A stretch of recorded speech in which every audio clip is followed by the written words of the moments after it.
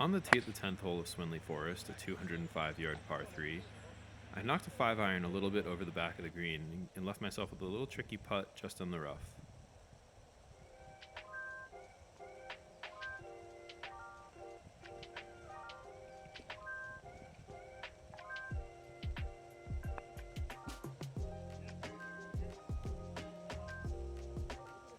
My dad lagged his putt up pretty close, so I had to match him, of course, and then at this point I just tap it in for par.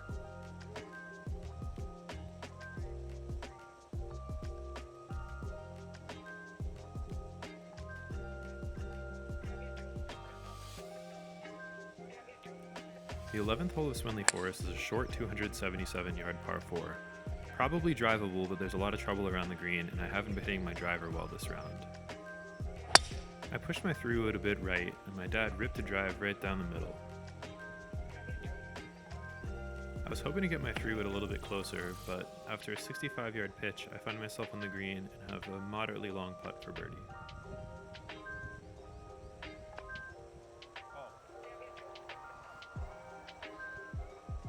Can't remember the last time I shanked a putt this badly, but yeah, nothing much else to say about it.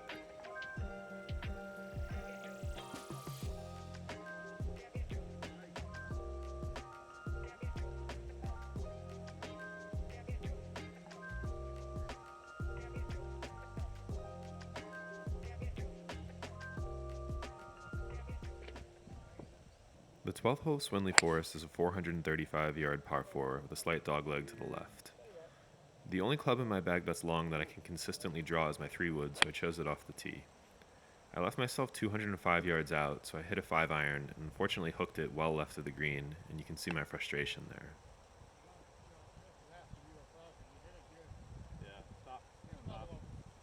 I wasn't super happy with my chip, so I decided to drop another one in practice. After all, it's pretty likely I'll only be at Swinley Forest once.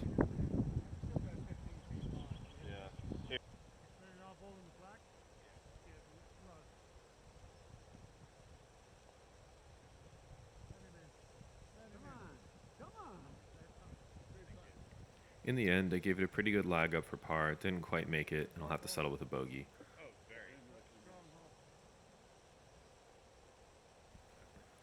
The 13th hole of Swinley Forest is a 174-yard par 3, playing about 150 from these tee locations.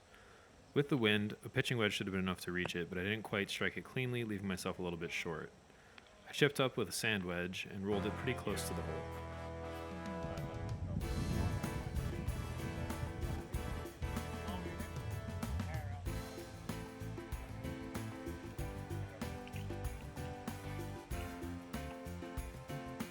Rolled in a nice one for par.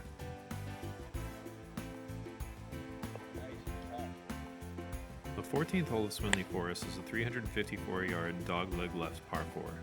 I teed off the 2 iron with the intention of leaving myself 100 yards in with an easy sand wedge. However, I pushed it right and found myself in the bunker. After hitting out with a pitching wedge, I didn't quite reach the green and left myself a pretty tricky chip, but not too difficult.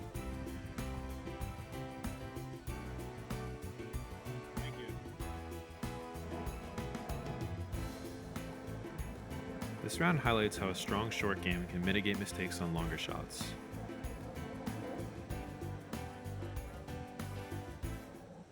The 15th hole of Swinley Forest is a 470-yard par 5. I hit a pretty decent drive, although not amazing, and found myself in the fairway. Big swing. I got it on tape. I found myself 180 yards away from the green, so I knocked a 7 iron right up there, giving myself a look at an eagle. Immediately after, my dad put his 6 iron a little bit closer to the hole than me.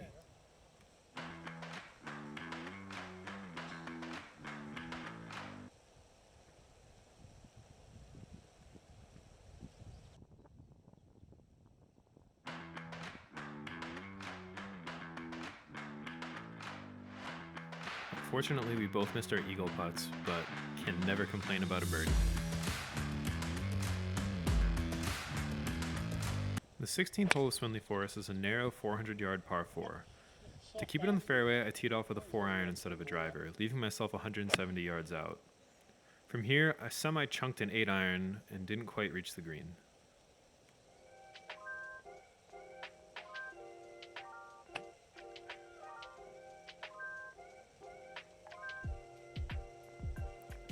My wedge work has been bailing me out this round, and it gives me a decent look at par.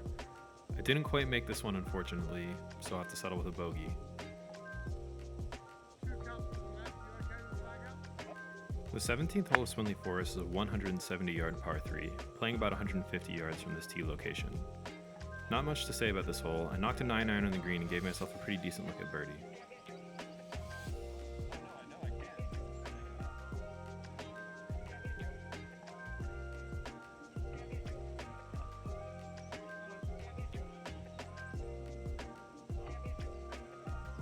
I've been putting pretty well this round, but didn't quite make this one. The 18th hole of Swinley Forest is a 380-yard par 4. I sliced my drive off the tee pretty badly and found myself in some really nasty rough. I took a wedge and just tried to hack it out and progress the ball as far as I could, although it didn't get it too far up. From here, about 100 yards away, my trusty sand wedge got me onto the green, gave me a pretty good look to try to save par.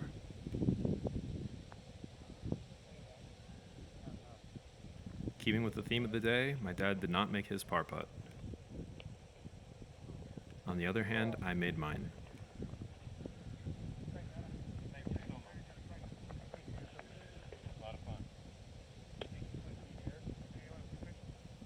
Thanks so much for tuning into the back nine for my 2022 round at Swinley Forest. It's truly an amazing golf course, and I highly recommend it to anyone who has the chance to play.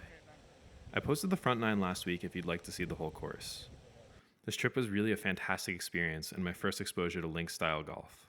I wasn't happy with my performance during most of these rounds, especially with my long game, but the conditions were windy and I was dealing with a herniated disc. That being said, this round really emphasizes how crucial a strong short game is. I also took on the Pastures Challenge during this trip, which proved to be mentally challenging as my performance didn't live up to my expectations. Rick Shields has made a couple of videos about the challenge, so I recommend giving those a watch for more information. Despite these challenges, I was able to make some key putts and chip pretty well, which allowed me to shoot in the 70s at a course that, while not particularly long, is still tricky. As a golfer who relies heavily on iron play, it's nice to look back at a round like this where my short game really carried. And before I wrap up, I want to again mention that I'm starting a series on getting back into golf after a major injury and surgery that kept me off the course for nearly a year. I'm not sure how many videos I'll post or how often, but the first one will be out in a couple of weeks where I'll discuss my journey with the injury. If you enjoyed the video, please like, comment, and subscribe for more content. And if you didn't, let me know how I can improve. Thanks again, and I'll see you in the next one.